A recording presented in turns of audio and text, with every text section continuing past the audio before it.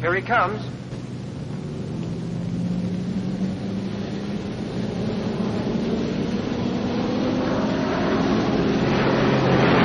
And watch this.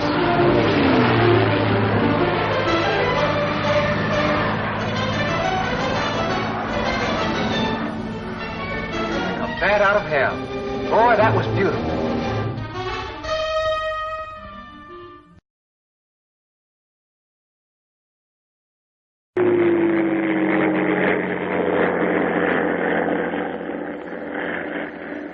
Off we go into the wild blue yonder, climbing high into the sun. Here they come, zooming to meet our thunder. Captain boy, give us a gun, give us a gun. Now down we dive, stopping our plane from under. Off with one terrible roar. We live in fame, or go down in flames. Boys, nothing will stop the Army Air Corps.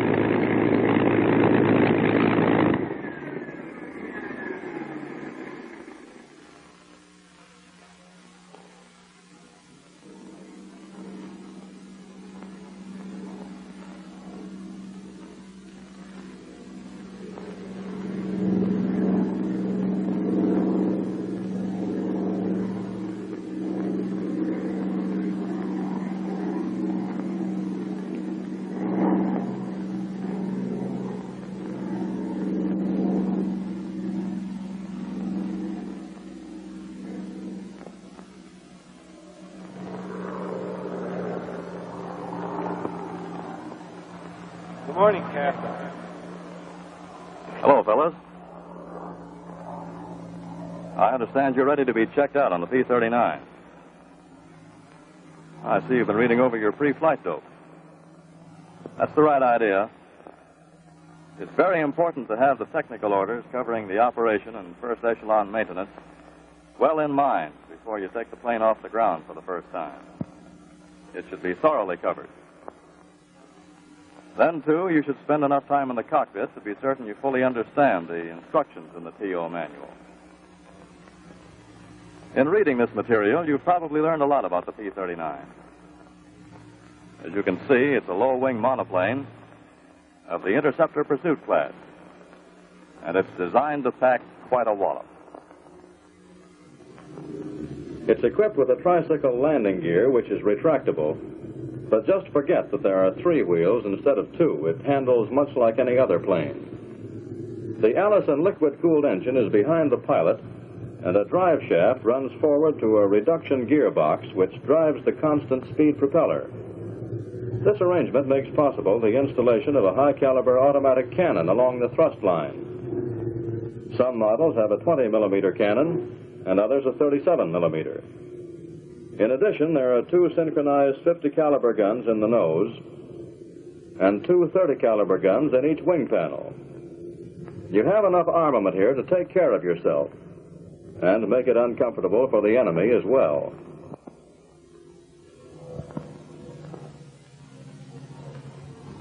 The guns are charged from the cabin and are fired electrically. There is a gun selection panel in the cockpit where you can switch on any or all of the guns. On the stick, there's a trigger for the 30s and 50s and a separate button for the cannon.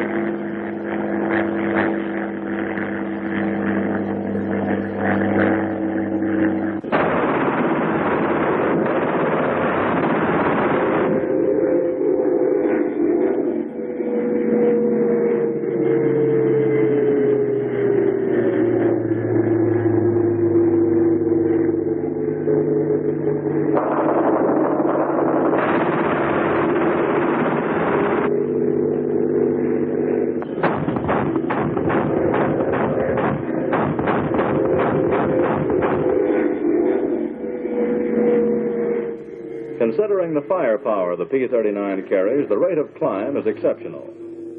Its critical altitude varies in the different models between 13,000 and about 17,500 feet. Absolute ceiling is from 32 to about 35,000 feet.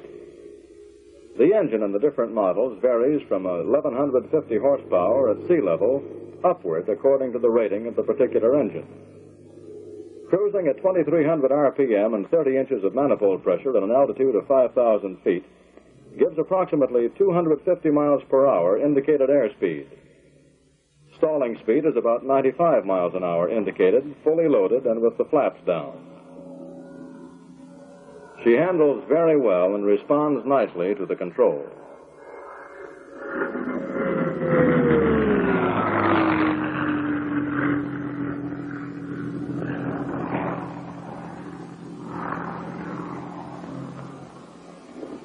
The more detailed information you have from your reading and a thorough check of the cockpit, then you'll be ready to check out. Have any of you finished yet? Yes, sir. All right, Lieutenant, let's get started.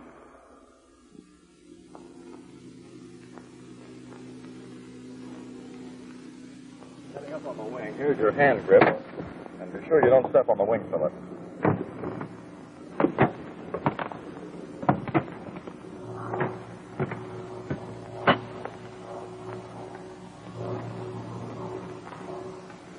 I see you know your parachutes, Lieutenant.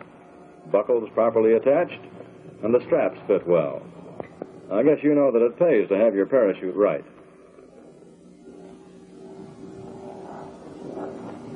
Okay, climb in.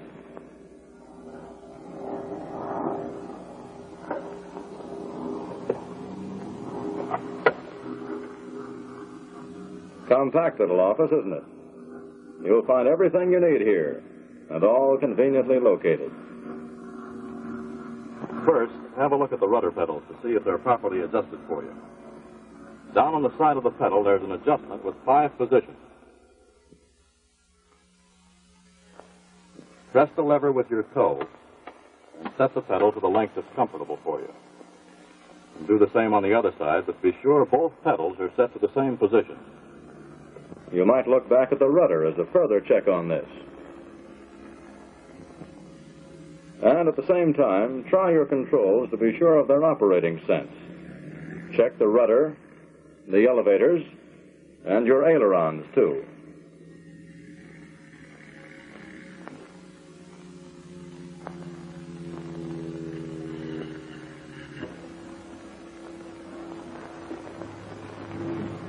Now, set your brakes.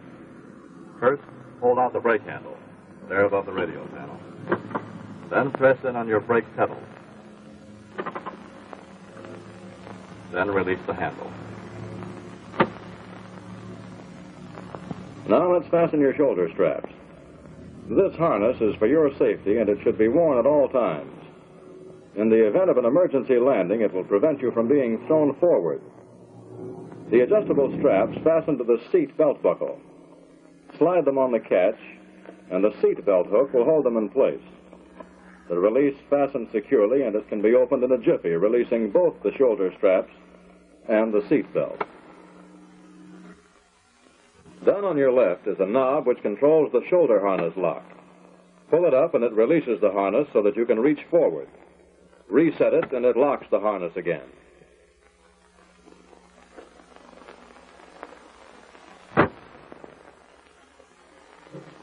There's a top latch up here on each door. Keep it from being sucked outward at high speed. Be sure they're both fastened securely before you take off. And be sure the door handle is in the closed position, that is, horizontal. And down here on either side, there's an emergency release for the doors. If you ever have to, pull that out, and the entire door will fall away. Give it a try. You don't have to undo the top latch to release the door, but you may have to nudge it with your elbow to jar it loose at low speeds. Both doors work in the same way. Here, let's plug in your radio connections. Just behind your right shoulder are the jacks for your throat mic and headset. Be sure they're securely fastened.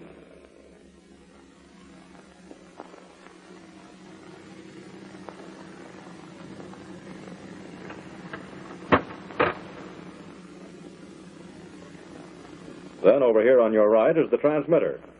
You can send either CW or voice, and there's a selection switch for the 4 bands. When you want to transmit, press the button on the throttle. Down in front of you are the receiver controls. There are 3 of them for ground, interplane, or beam reception. On your right is a hand crank for manual operation of the landing gear should the electric drive fail. To use it, first turn the clutch selector rod to the manual position, that is, pointing aft. There's a ratchet pawl on the crank for up and down operation.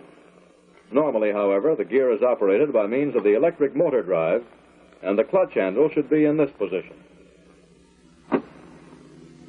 The switches for all electrical equipment are on the left side of the instrument panel. Be sure the landing gear switch is not in the up position. Check the gun switches to be sure they're all off before turning on the main battery switch. It's on the right side of the switch panel, and the generator switch is just below it. You might try your flaps to be sure they're working properly.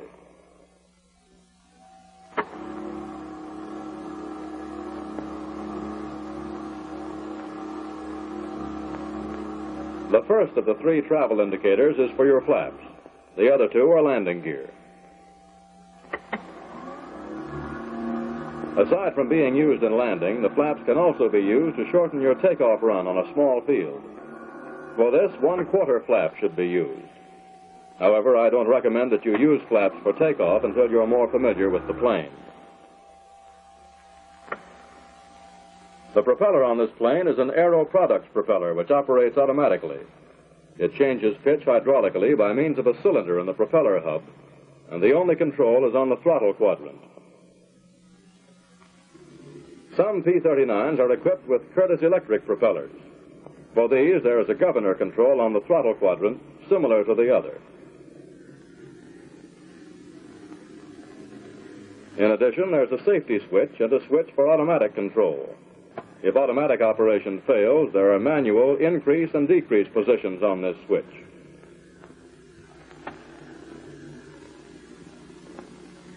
When you turned on the battery, it energized the fuel transmitter. Remember always to check the fuel in your tanks. Down on your left is a fuel selector valve, which makes it possible to draw fuel from 4 lines, 3 actual tanks. For takeoff and landing, always use the reserve tank, which is part of the left wing tank.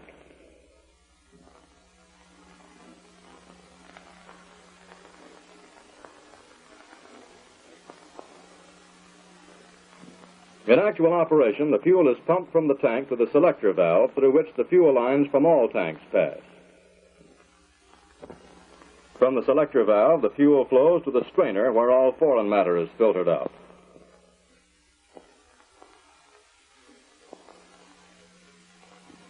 Then to the electrically driven booster pump, which replaces the old-type wobble pump.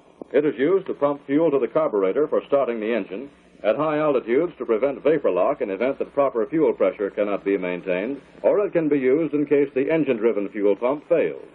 The fuel then goes to the engine-driven pump, which normally supplies sufficient pressure when the engine is in operation. From the fuel pump, the fuel continues on into the carburetor. In some models, there is a vapor eliminator system included here, and it is designed to overcome vapor lock.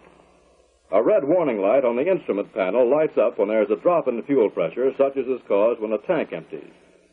There is a small tank unit in the system which can supply enough fuel to keep the engine going for 90 seconds until you have had time enough to change to another tank. There is also a vapor return line through which vapor and excess raw gas from the carburetor flow back to the left tank at an appreciable rate.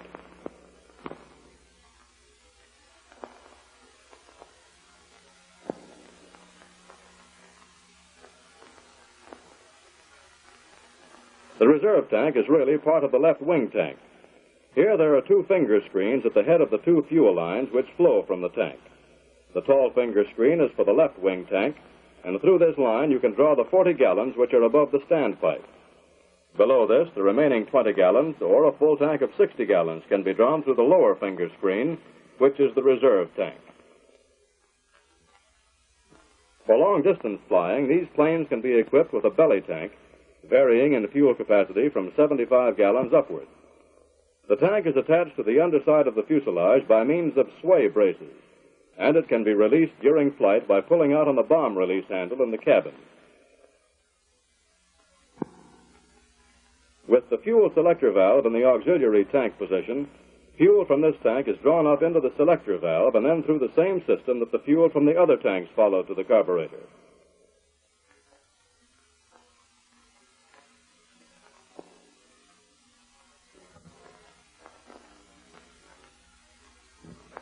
When you change your selector valve to the right wing tank, you can draw 60 gallons.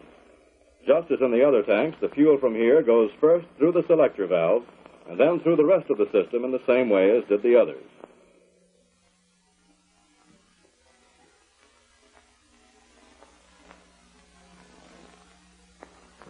Back of the trim tab controls is a carburetor heat control which you'll seldom have need for. Under extreme icing conditions, press the button to pull it out, and it will bring warm air from the engine compartment to the carburetor. Well, now you've read all your pre-flight material and spent enough time in the cockpit to thoroughly familiarize yourself with all the controls and adjustments. Let's assume that you're taking her up for the first time. First, you'd set your fuel selector valve to the reserve tank, where with full tank you have 60 gallons.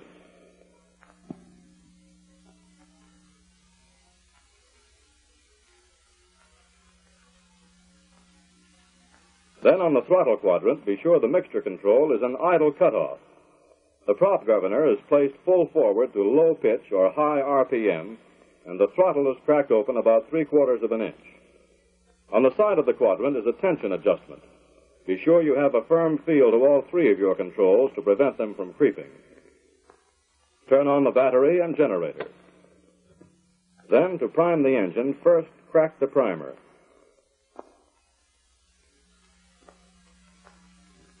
Turn on the booster pump.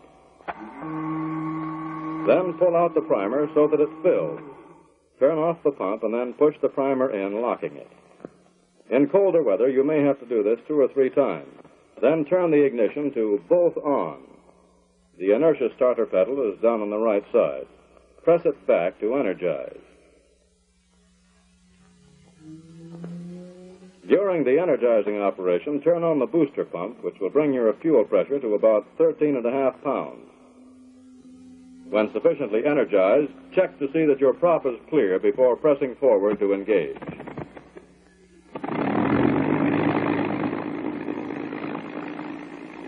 As soon as it coughs and catches, move the mixture control to automatic rich. Then turn off the booster pump long enough to be sure the engine-driven pump is operating. Oil pressure should be above 50 pounds and the oil temperature around 30 degrees before takeoff. During warm-up, the coolant temperature will rise more rapidly than the oil. On your right side are the controls for the coolant and oil shutters. Be sure they're open sufficiently. In warm weather like this, the coolant shutter should be opened all the way, while to keep the oil temperature even with the press zone, it need be opened only to the flush position. In colder weather, it would be almost fully closed.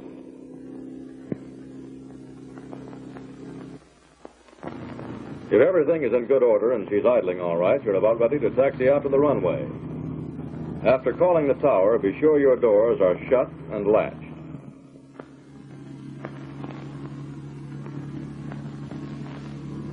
You'll be more comfortable with the windows fully closed. In this type cockpit, it isn't necessary to wear goggles. Then set your trim tabs.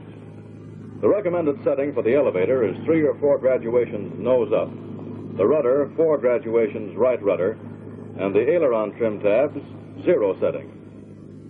Then release your brakes by depressing both brake pedals. For taxiing, you'll find that the P-39 requires only a small amount of throttle, between 1,000 and 1,200 RPM.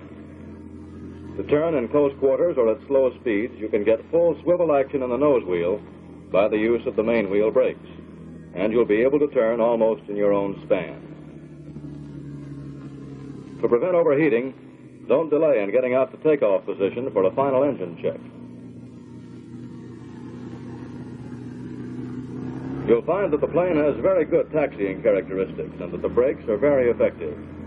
You can taxi downwind, crosswind, or in any direction very easily. It is unnecessary to ride the brakes.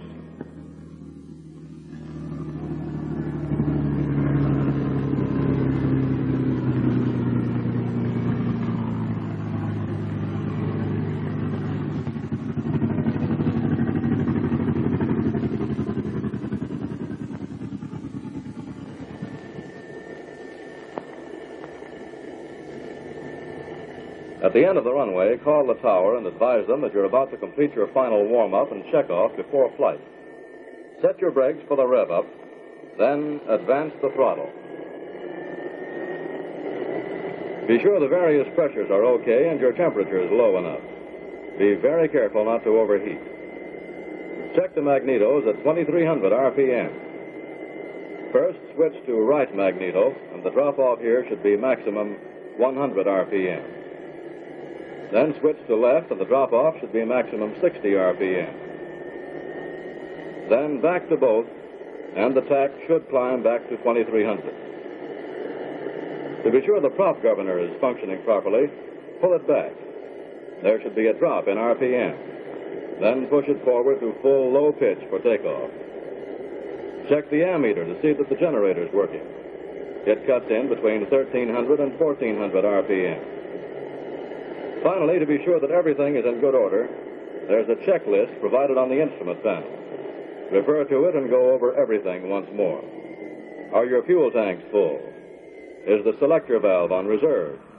Prop governor full forward and automatic rich on mixture. Fuel pressure up to 14 to 15.5 pounds. Oil pressure up. Oil temperature okay. Coolant temperature okay. Suction up. And is your gearbox oil pressure okay? Now you're all set. Look around to be sure you're in the clear and then open your throttle smoothly. Remember that you have a lot of power pulling this plane and there'll be a lot of torque, so use full right rudder. You should have 3,000 RPM and 45.5 inches of manifold pressure. As you gather speed, it will feel like any conventional plane. However, avoid a long run. When you have sufficient speed, 100 miles per hour, pull back gently, and you'll lift off the ground quite suddenly. When you're safely off the ground, retract the landing gear. Keep an eye on the indicators to be sure they're coming up all right. When the wheels are fully retracted, the limit switches cut off the motor. The ammeter should drop back to normal. The landing gear indicators will be fully up, and you can turn the switch to neutral.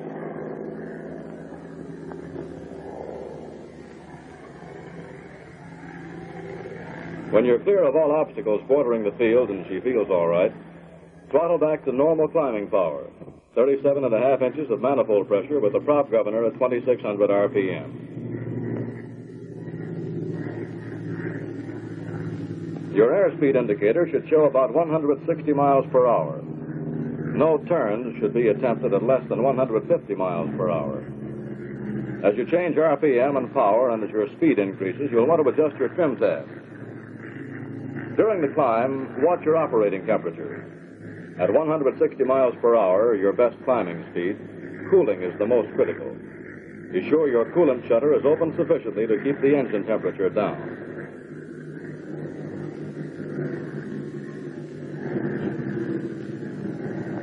When you reach a safe altitude, level off. Throttle back to 30 inches of manifold pressure and pull the prop governor back to 2280 RPM. Depending on the temperature of the air, the coolant shutter should be adjusted for proper cooling of the engine.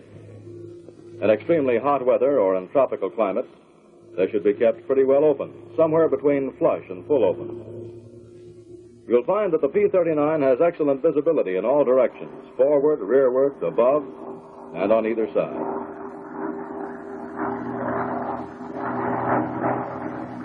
Referring to the checklist once more, be sure that everything's functioning properly, that the fuel and oil pressures are up, and that the temperatures are right.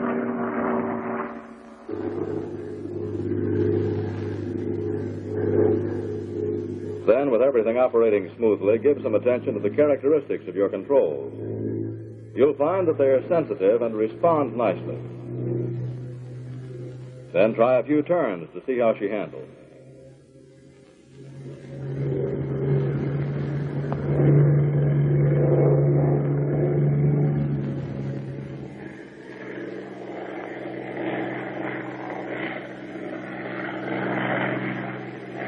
With the landing gear and flaps retracted, try a stall. Ease back gently on the stick, keeping the nose slightly above the horizon.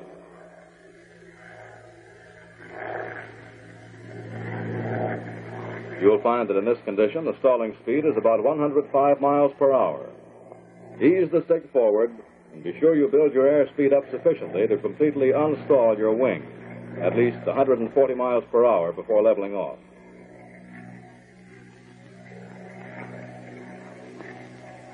Then take it back up to a safe altitude again and try another stall.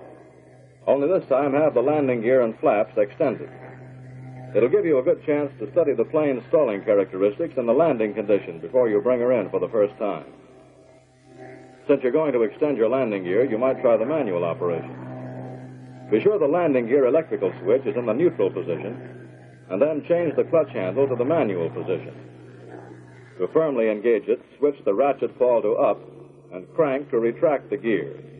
This will bring the clutch handle fully to the manual position. Then change the ball to down and start cranking.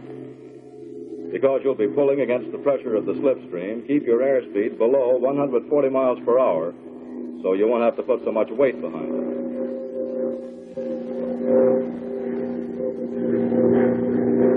With your landing gear extended, lower your flaps and then try another stall.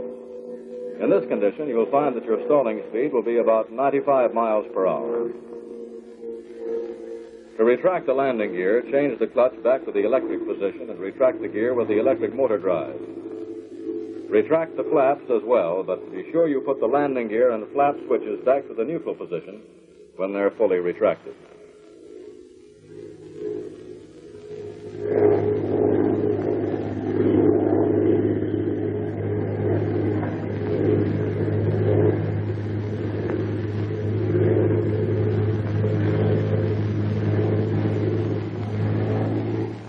You'll find that in either condition, the stall is gentle and there is no pronounced tendency for the plane to fall off on either wing.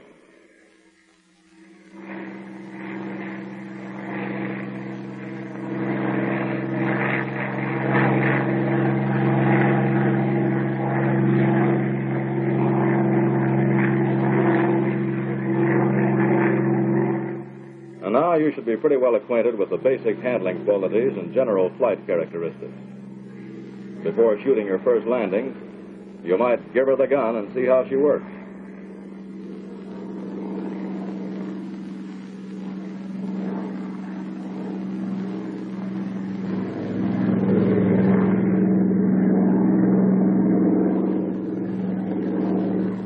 you've had a good workout and have gotten the feel of her pretty well. Let's bring her in for a landing.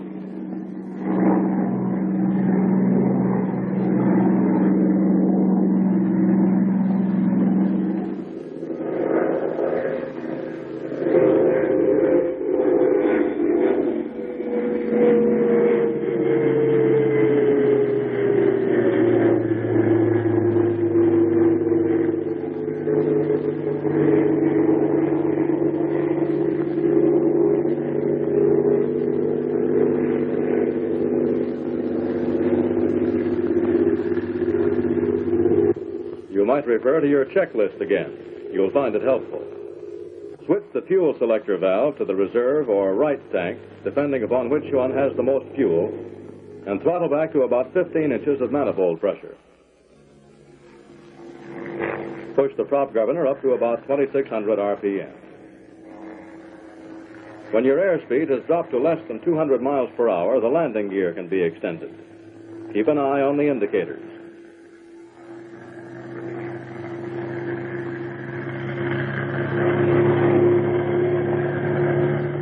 When the wheels are fully extended, the pop-up indicator on the nose cowling and one in each wing panel will be visible. The travel indicator will be down and the ammeter should read normal. In making your approach, you'll find that with the P-39's excellent visibility in all directions, you will not have to make a close turn to keep track of other traffic in the air. You can come straight in if you want to. Keep your speed up sufficiently until you're beyond all obstacles bordering the airport. When your speed is about 140 miles per hour, lower the flaps.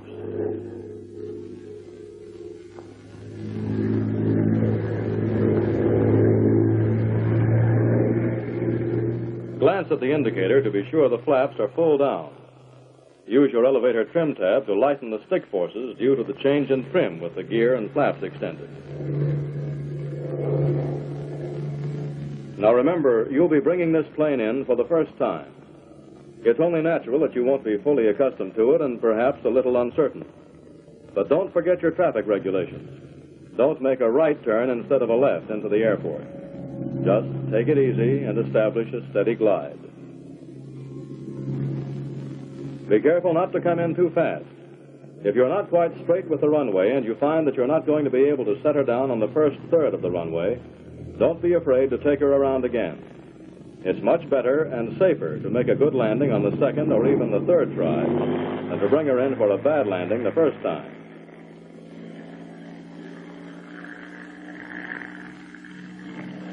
In going around again, don't forget your flaps. On your next try, be careful to make a wide enough turn coming in so as not to crowd yourself. Get lined up with the runway early. Then you can concentrate on maintaining a proper approaching airspeed. Now your approach is steady and you're lined up with the runway, but you're still coming in a little too fast.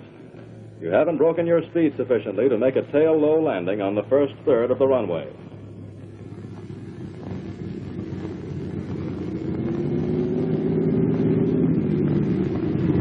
You will land on 3 wheels, fast and a little rough. There's no great hazard coming in fast on 3 wheels, but it may be hard on the equipment, and it'll require either a very long landing run or excessive use of the brakes. Now let's try it once more, only a little slower this time. Continue in a normal gliding approach and forget that you have a tricycle landing gear. Make a conventional tail-low landing. It's practically impossible to get your tail low enough to drag it on the runway. It's for this reason that a tail skid is not installed.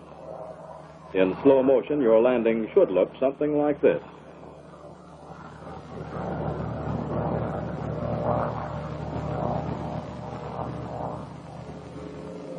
You should contact the ground at about 95 miles per hour. Keep the stick well back and hold the nose wheel off the ground as long as possible. The plane will slow down quite rapidly in this attitude without the use of brakes. When you apply your brakes, the nose wheel will come down. There's absolutely no danger of nosing over, no matter how hard you apply the brakes. However, the brakes are powerful enough to lock the main wheels and burn out a tire. Use them intermittently. When you taxi back from the runway, open your coolant shutters to keep the engine from overheating. Bring your flaps up. But remember the flaps, not your landing gear.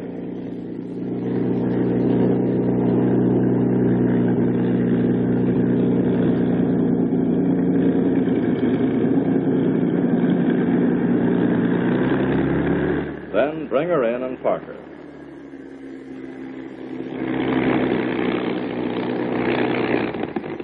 To shut off the engine, pull the mixture control back to idle cutoff and advance your throttle slightly.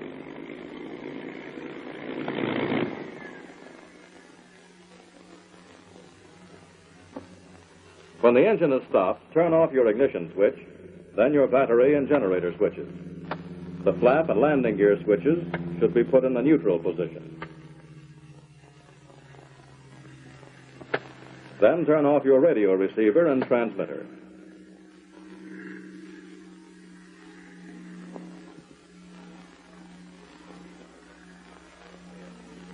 Well, that's the story, Lieutenant. She's all yours.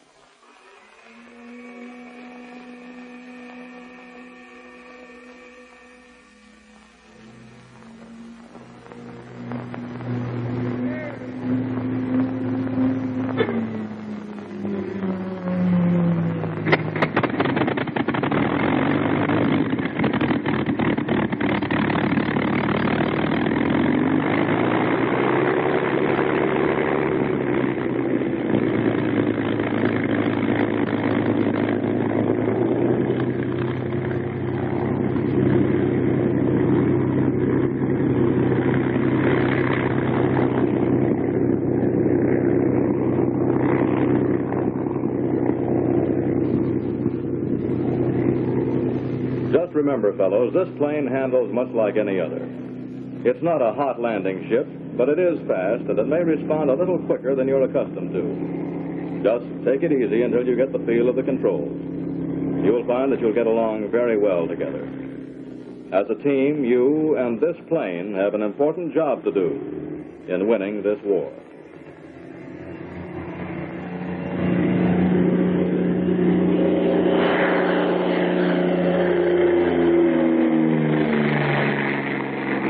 Orders covering the operation and first echelon maintenance well in mind before you take the plane off the ground for the first time. It should be thoroughly covered. Then, too, you should spend enough time in the cockpit to be certain you fully understand the instructions in the TO manual.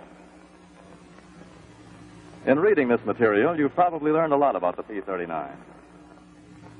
As you can see, it's a low-wing monoplane of the interceptor pursuit class, and it's designed to pack quite a wallop. It's equipped with a tricycle landing gear, which is retractable, but just forget that there are 3 wheels instead of 2. It handles much like any other plane. The Allison liquid-cooled engine is behind the pilot, and a drive shaft runs forward to a reduction gearbox, which drives the constant speed propeller. This arrangement makes possible the installation of a high-caliber automatic cannon along the thrust line. Some models have a 20-millimeter cannon, and others a 37-millimeter. In addition, there are 2 synchronized 50-caliber guns in the nose and 2 30-caliber guns in each wing panel. You have enough armament here to take care of yourself.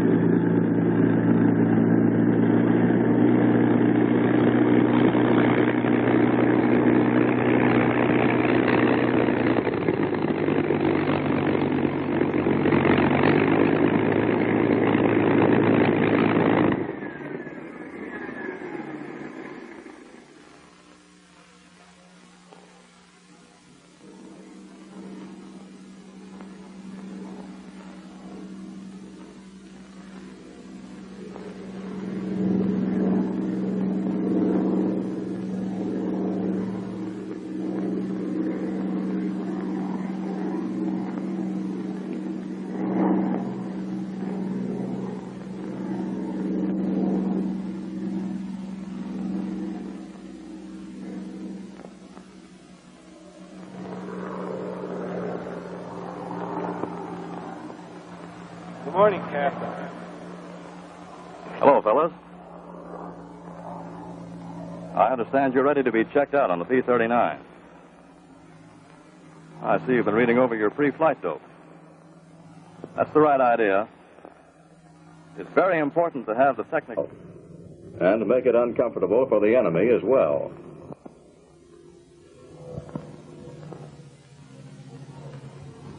The guns are charged from the cabin and are fired electrically. There is a gun selection panel in the cockpit where you can switch on any or all of the guns. On the stick, there's a trigger for the 30s and 50s and a separate button for the cannon.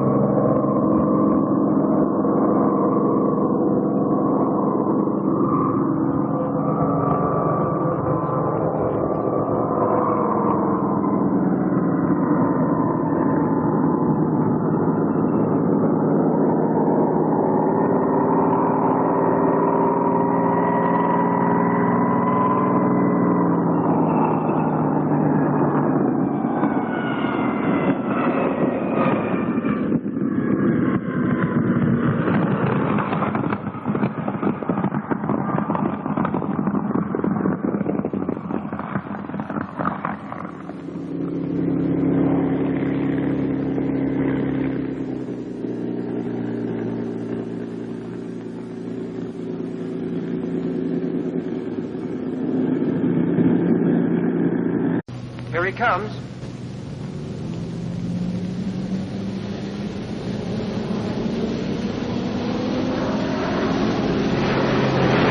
And watch this.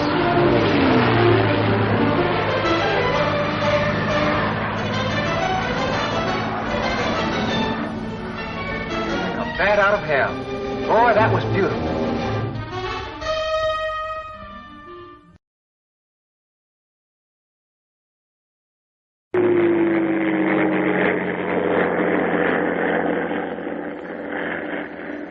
Off we go into the wild blue yonder, climbing high into the sun. Here they come, zooming to meet our thunder. Captain Boy, give us a gun.